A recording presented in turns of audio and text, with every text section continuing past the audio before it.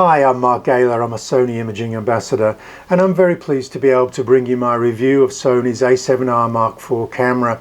Now, this is Sony's premium full-frame camera pitched towards photographers who need high resolution. Now, already many photographers are talking online about, do you need that many megapixels? And I will be covering that in depth during this review.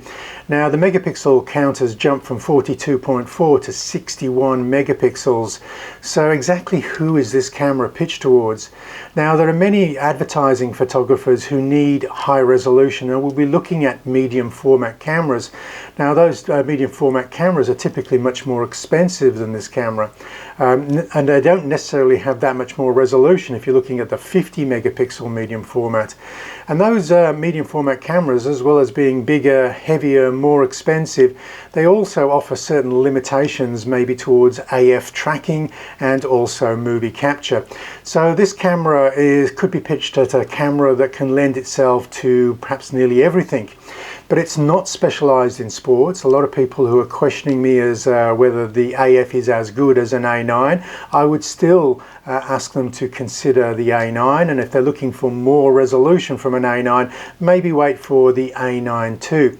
For people who are questioning me about movie performance, then again, maybe you're looking at the long-awaited A7S III when that is launched. So this really is dedicated or specialized towards stills capture. The resolution, it's over 9,500 pixels on the longest dimension, and its shortest dimension is actually bigger than the longest dimension on a 24 megapixel full frame sensor.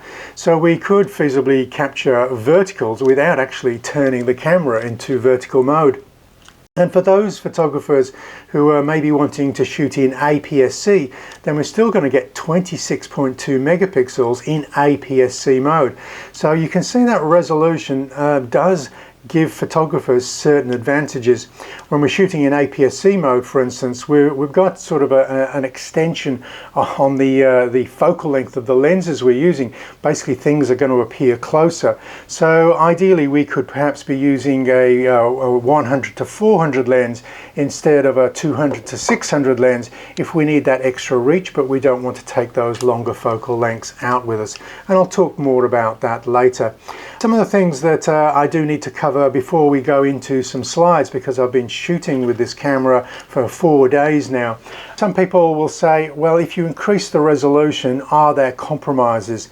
Now, typically there could be compromises to high dynamic range, high ISO performance, buffer capacity for shooting sequences of images, maybe AF performance. But it seems that Sony have pulled off a bit of a miracle here, because we've got that resolution without any compromise to dynamic range, high ISO performance. Now, some people will get the measuring tools out and maybe find small differences, but I've been using the A7R III for a couple of years now, and I don't notice too much difference in dynamic range, high ISO performance. I think Sony are actually quoting a slightly higher dynamic range for this. And as for its buffer capacity, I've been shooting sequences of images, and Sony are quoting 68 raw images in compressed RAW. Now, admittedly, if we're shooting the full resolution, that buffer is going to clear more slowly. But one of the advantages of this particular camera is now we have two UHS 2 slots, so both of those memory card slots can clear very quickly.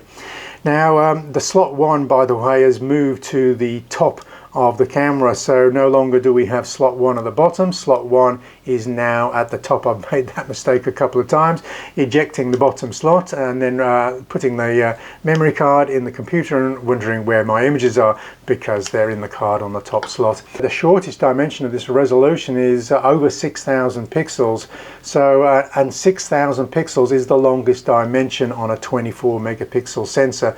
If you are shooting in aps-c mode, you've got near full phase detect autofocus coverage of this sensor. And if we're looking at that AF performance, we've inherited the tracking performance that we've seen on the A9 firmware 5 update, and also that first appeared in the A6400 camera.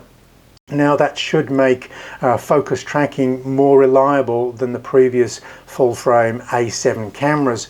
Now again, I won't say that this AF performance is as good as an A9. The A9 does benefit from a very unique stacked backlit illuminated sensor with no blackout, and it's also able to hold on to those subjects with great tenacity. Now I have had great success, and I'll be showing images that I've had by tracking performance, but this camera will drop the occasional shot, okay, and its focus performance cannot match that A9. So if you are looking for a higher resolution A9, all I can suggest is wait for the A9 II, because I'm sure Sony will possibly increase that resolution on that A9 if at all possible, without sacrificing that 20 frames per second. A couple of the reviewers who were invited to the launch weren't even stills photographers, they were cinematographers or videographers, and they're banging on about the performance or the video performance of this camera. No, we don't have that 60 frames per second in 4K, and no, we don't have 10-bit. For those photographers shooting movies with the A7R4, we'll notice certain performance advantages over the A7R Mark III. Now Sony have removed the 30-minute recording limit, and that's off to a great start, but we also now have IAF, not only in HD but also 4K movie recording, and that's going to make our lives a lot easier when we're tracking subjects. And the AF tracking that is making the stills capture a lot more reliable is also made available to movie capture, so we no longer have to use that center lock-on AF feature, which has mixed reliability. We can now use the touchscreen to initiate touch tracking, and this will make our life a lot easier. Now we also have a new multi-interface shoe, which will make use of the digital audio of Sony's new digital microphone and pass that digital signal directly to the video we're recording, and this will lead to a lot cleaner digital sound that we're recording. And we also have a dedicated FN menu just for movie capture. So we can put our favorite 12 movie menu features into that FN menu, such as zebras, peaking, etc, etc. We no longer have to crowd in stills features and movie features into the same FN menu. So I think there's some great performance advantages. No, we don't have that 60 frames per second in 4K, and no, we don't have 10-bit. But again, for those people who are looking at this for primarily as video shooting, I would still urge you to wait for the replacement to the A7S II camera. Now, just before I go in and start showing you some of the menu features which have changed and also examples of images I've been shooting, I'll just give you a quick tour around the body design. This is not a minor upgrade. I have to say that when Sony release a new model, it's not just a few features. There's probably at least 50 improved or new features to this camera. So let's go around them. Now, I first saw, and in my preview, I noticed that there was a lock button on the EV, and I wasn't too sure how this would play out because I'm constantly moving that whilst monitoring the live histogram. But this is a lock that you can lock it in place. Or you can release the lock and then you're free to move it. So before putting the camera into the bag, you can just press it. It's a bit like a biro pen. Just click it, it locks into place, and then you can put the camera back into your camera bag. Now we do have those two UHS-2 slots. Okay, so no longer when we fill the lower slot, which is the faster slot on the Mark III cameras, and then we can roll on to the slower slot or compromise performance by simultaneous recording. Those parameters are now removed because both of them are fast card slots. And if you are shooting sports action with this camera, I would encourage you to buy very fast cards, because the buffer will clear a little bit more slowly if we're shooting those full resolution, full frame images. Okay, those images uncompressed are 123 megabytes. Now you will be wanting to shoot compressed raw when shooting sports action, so the buffer can clear a lot more easily. Now, one of the things that you'll notice as soon as you pick up the Mark IV camera is a much beefier grip. Okay, and this is going to be very useful for using some of the heavier GM or long telephoto zoom lenses, and so that is a welcome addition. So there has to be a new grip design which has also been announced for this Mark IV camera. Now if we keep turning around, we'll also notice that there's been improvement to the rear dial. It's been raised slightly. We'll also notice the AF on button is a lot easier to find. Okay, it's been raised substantially. The joystick or multi-selector has been improved, so we can quite distinctly feel that it is the multi-selector when we're trying to grab that quite quickly. We'll notice that there's also been an improvement to the C3 button, so we can just find these buttons a lot more easily than previously. Okay, if we open up the left slots, you'll notice one of the audio ports has been removed from the X-Sync port, and so we now have both audio ports alongside each other, which I think is an eminently sensible idea. I'll just run through here, make sure I've covered everything. Oh yes, sealing. There is a new way of accessing the card slots, and that's because of improved sealing over this door. And we also have improved sealing on the battery compartment, and the whole magnesium chassis has been reworked. And one of the things that is inside that we can't see is the IBIS, the in-body image stabilization, has also been reworked. So we're getting good performance from that higher resolution. Typically, when we raise resolution, we do need to improve the steady shot for those slow shutter speeds to ensure that we're getting maximum sharpness on that higher resolution sensor. Now I've been testing it with a series of GM lenses, the 85 GM, the 135 GM, the 1635 and the 100-400. Now I haven't had time to test it with every single lens, but I think that's enough of a test. And Sony have always assured us that the GM glass is equipped for much higher resolutions. So I've been trying to get the maximum resolution, and I will try to make Ultra HD and full resolution images available for this review. Now for those people who have noticed that there is no small raw file format and they think that's a little bit of a shame. Now I personally would like to have seen a small raw, maybe shooting at 24 megapixels on a full frame. But for those photographers who don't need that full resolution, we do have the option of shooting in aps-c mode. And just to highlight some of the advantages is here I have a range of not only full frame glass but also aps-c glass to see that when we're shooting with aps-c and we know that we want to maybe travel with a smaller range of glass, you can see we have a number of great options here. Shooting at 26.2 megapixels, these two zoom lenses take us from a full frame equivalent of 15mm to over 200mm just on these two small aps-c zooms.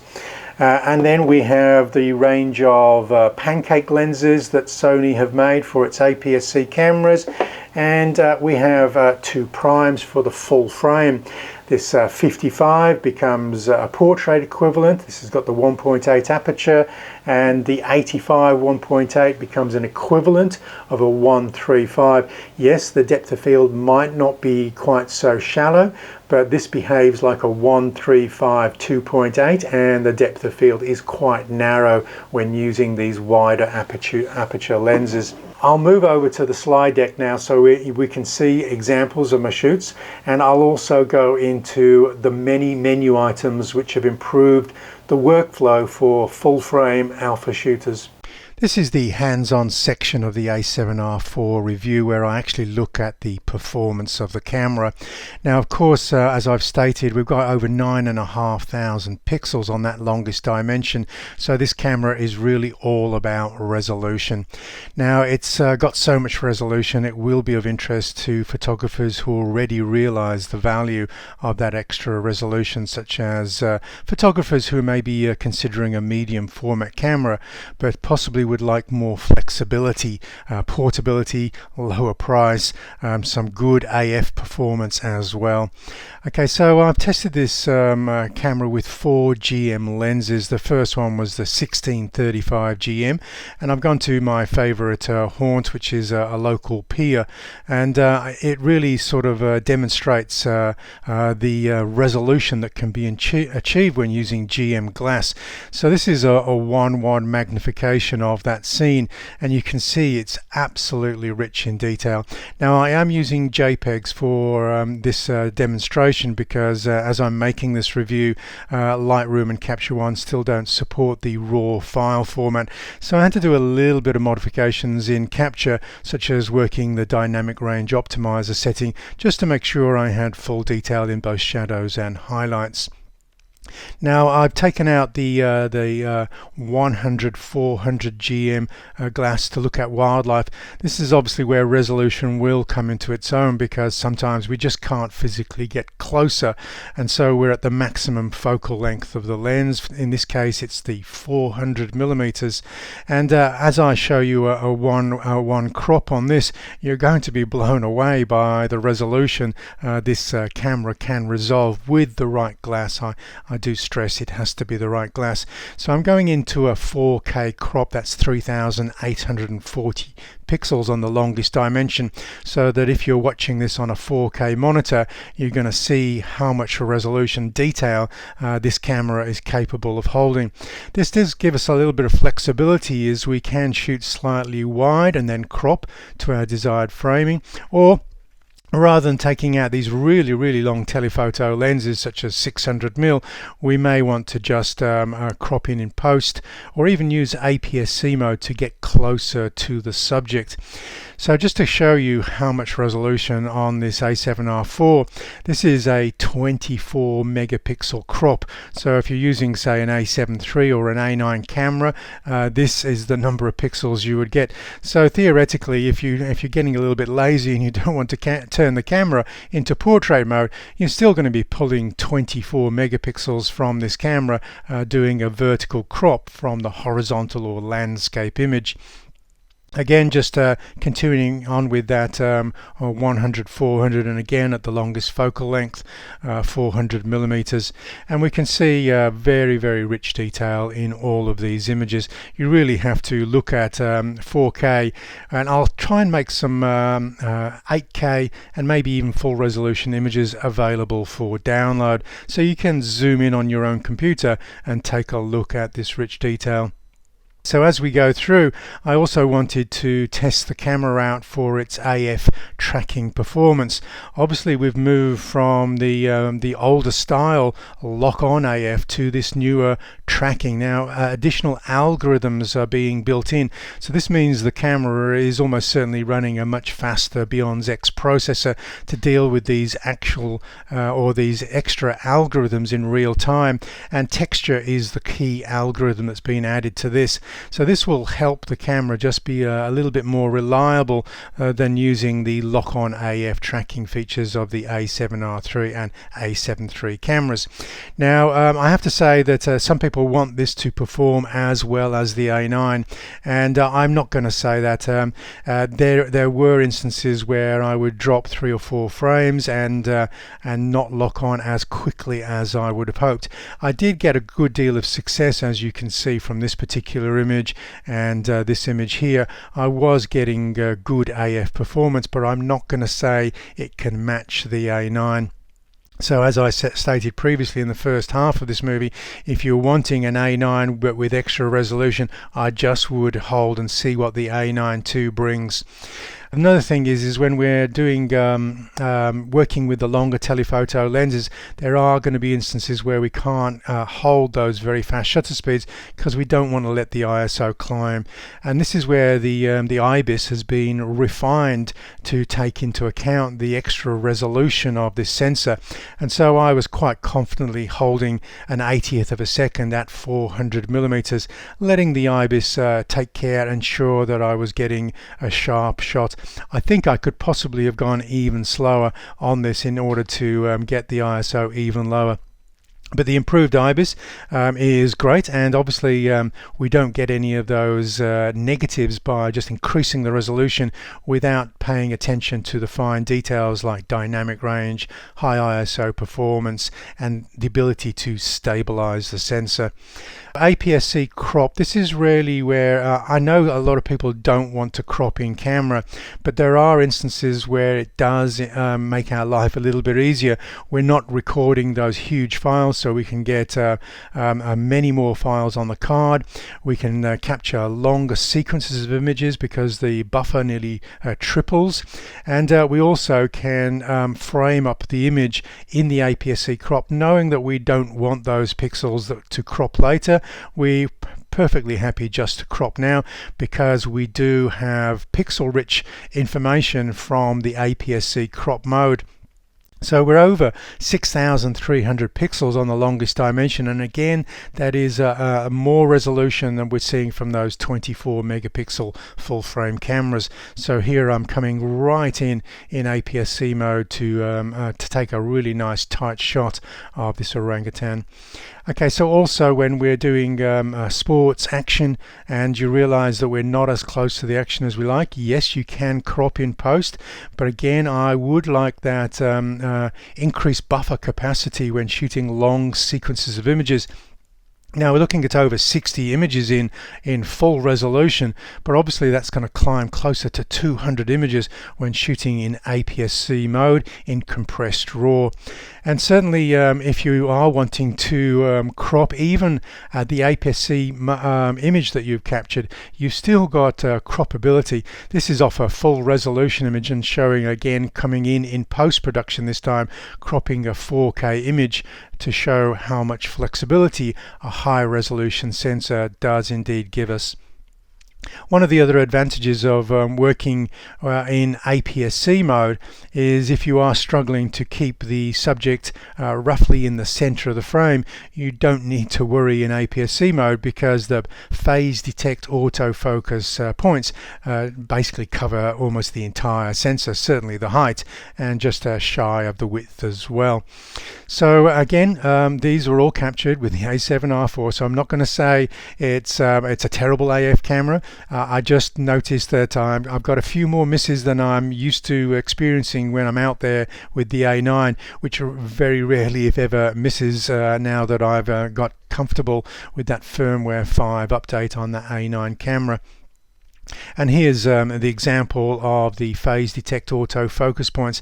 Sometimes the subject will take a quick turn and the subject will move off to the edge of the frame, and this is where having that phase detect auto focus coverage really is going to help me out so I don't drop those shots in the middle of the sequence. One of the things that many people will ask is the high ISO performance. So what I'm showing you here is I'm shooting this with the 100-400.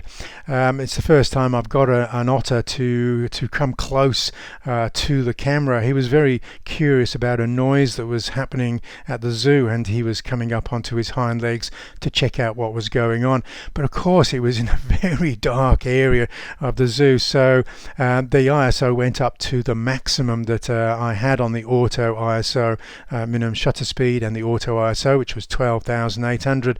So this first one was captured at 12,800. I just made a modification just to bring that down a little bit because I wasn't too sure about using this camera at 12,800, but as you can see from these two images, the high ISO performance is amazing still. Going out with another GM lens, this time it's the 135 using the IAF. Now the IAF was working really well for me, and I had been asked to shoot some vertical portraits. I do most of my tight portrait work in horizontal or landscape mode, but some of these images are going to be printed 7 feet tall. Again, another advantage of that resolution. They're not going to have to interpolate those files bigger. They're going to be able to use just the native resolution of this 61 megapixel sensor, and the 135 is an excellent choice for this. And if you ever did need to get a tight head and shoulder crop, which is typically what I would do in landscape mode, this camera is more than up to taking a crop from that large file. And if you're viewing this on a 4K monitor, some of you will now be going, wow, that's pretty amazing. This is really where the resolution is coming into its own. And again, using the 135, I was able to get up to these lemurs very close. It's sort of a close encounter at my local zoo, so they're not behind fences or wires. You're in amongst them, and if you're a little bit patient, I could get up close with the 135, which is what I was really quite keen to do, and got some really great 4K, 61 megapixel images. I wasn't in aps-c mode for these, so I'm shooting the full resolution of the sensor there. I wanted to see whether the AF performance would improve even more if I started using the 135 compared to the 100-400, because I know a lot of photographers buy the 135 interested in portraiture, but Sony put in dual linear motors into this 135 lens. It's the sort of motors that we saw first appear in the 400 prime GM for sports, so I was quite keen to see if shooting at a slightly wider aperture and also with good focus motors, whether the reliability would improve. And I have to say I did. I got more keepers by using the 135 than the 100-400. This is really what I was hoping for when using the A7R4 for fast action. And as you can see, these are pin sharp and really tracking these dogs really well. And got a lot of keepers here. The occasional miss, but a lot more keepers using this 135, as you can see from these images I'm showing now. Then I moved over to another of my favorite portrait lenses, and this is the 85 GM. And again, these are pretty much, I've just cropped to a 16:9 vertical as the client requested, but and I'm going to show you some detail from a couple of these shots. Let's just go back to this one. Okay, that's the full frame cropped to 16:9, and then going in, and you can see we can still take out a tight head and shoulder shot on this 1.1. So these are 4K images cropped out of the 61 megapixel sensor here now. And giving you another example, this is where the IAF really comes into its own, working at maximum aperture, 1.4 aperture, and really showing how much detail can be resolved by this sensor. And it's also good always to have that the new real-time tracking that is available, especially with the IAF working at maximum apertures. If obstacles appear in front of your main subject, you can pretty much rely on this new AF tracking to carry on focusing on your hero element. It only really gives up on the eye when the eye is not there, and then will go not to the object that is in front of your subject, but to the nearest part of your subject that was close to the eye. As I can show you in these two examples, this was actually captured with the A6400, where the real-time tracking first made its appearance. But as you can see, as this hip-hop dancer moves the arm in front of the face, the tracking doesn't go to the nearest object, which is the arm, but it stays very close to the distance where the eye had been. And this is one of the advantages of the real-time tracking, picking up texture as well. It's got a really good idea of what your subject is, and so very rarely, if ever, jumps to the background because it's confused. And showing you this in a sequence, this is actually a sequence of about 40-50 images, and it didn't miss a beat in this sequence. I noticed it picked up the face detect very quickly, and then the IAF would drop in as the subject got reasonably close. The IAF would already be working now, and this tracked to pretty much the minimum focusing distance of the lens, and the entire sequence was strong. So really, obviously, if you're going into motorsports or birds in flight, I would say A9 really, but you can see it's got great AF performance, and this is one of the reasons that many photographers would choose this over maybe a medium format where the phase detect autofocus is either non-existent or very slow. Now let's go into some of the new menu items that you're going to see that will improve the workflows of your photography. Here we've just got aspect ratio. We've added a 1:1 aspect ratio to that mix and a 4:3. So we now got 4 aspect ratios rather than just 3:2 and 16:9. It does certainly help to see the aspect ratio that you've been commissioned to shoot rather than cropping just in post. Now obviously if you're shooting in RAW, you're still going to have access to those pixels. It's not going to delete those pixels. It'll just frame it up in the EVF or monitor so you can frame more accurately, so you know maybe to ask the model to bring the hand closer in, otherwise it might be out of frame. One of the interesting workflow improvements is to the aps-c 35, which will presumably be an option that you do want to toggle between with this camera. This has been simplified. I've noticed a few photographers with the Mark III models getting into a little bit of confusion. They go into aps-c mode but nothing happens, they don't zoom in, and that's because aps-c is still in auto and they haven't switched to manual first.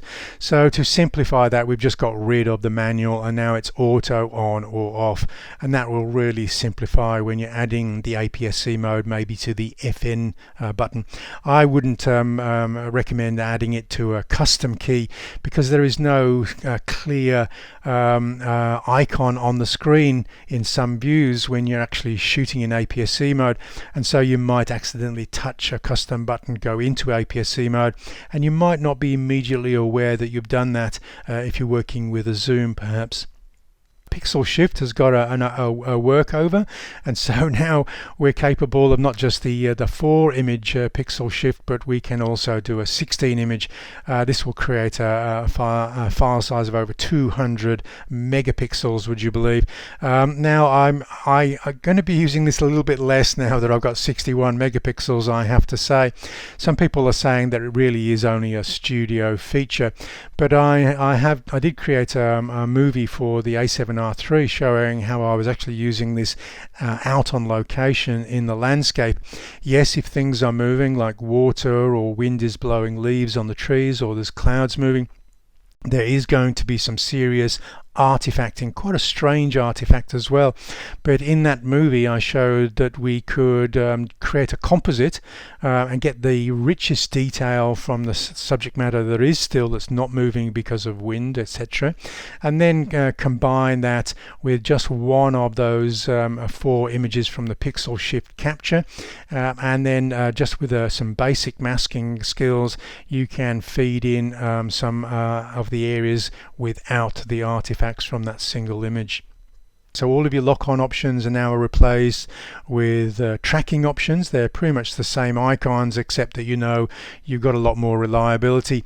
Typically with lock-on AF, I would say don't actually use it until you know that your subject might go behind obstacles that are closer to the camera.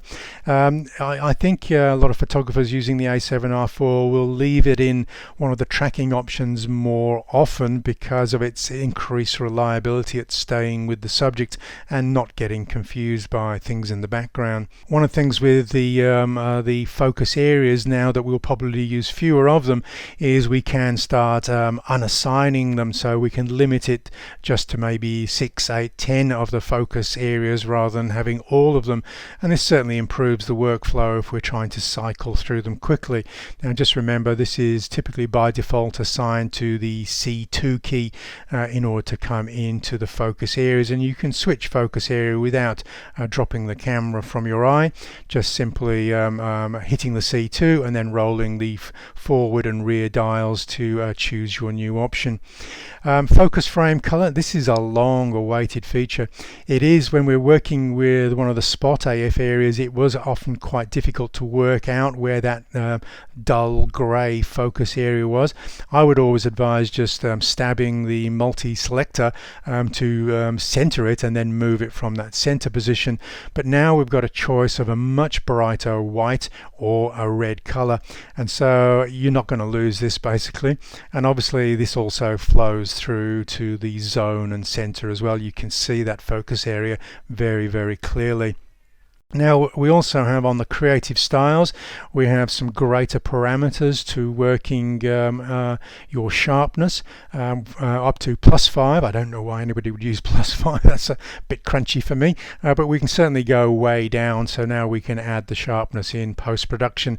This can also flow through to things like movies as well as JPEGs as well. In the peaking colors, we've added a blue color to peaking color, so we just got a few more options there. And peaking is certainly a little bit more refined, I've noticed, if we are using manual focus.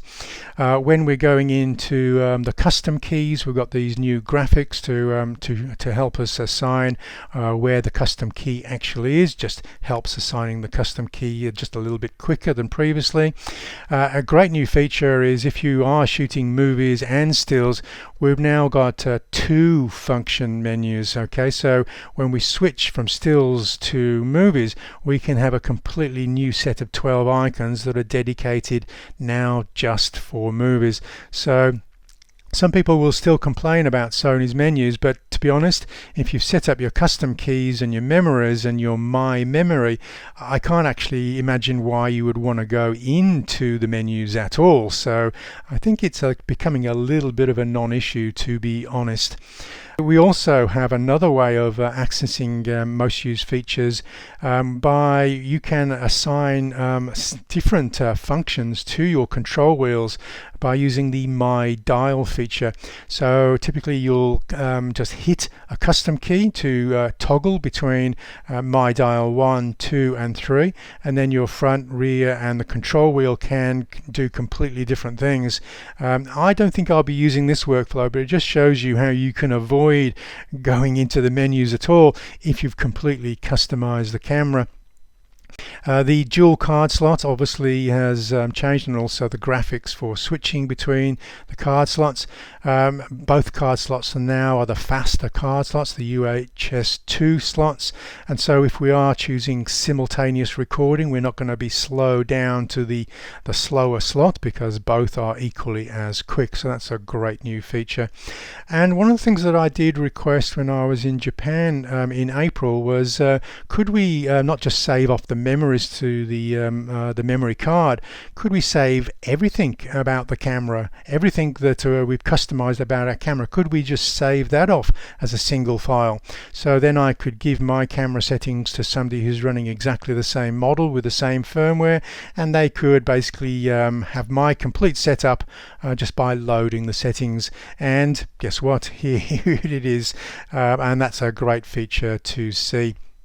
What I'll do from this review is I'll start making an ebook. I'll spend August making an ebook so that when the camera ships in either late August or September, come back to my website, you'll see a download for a free 250 page ebook covering the A7R4 camera.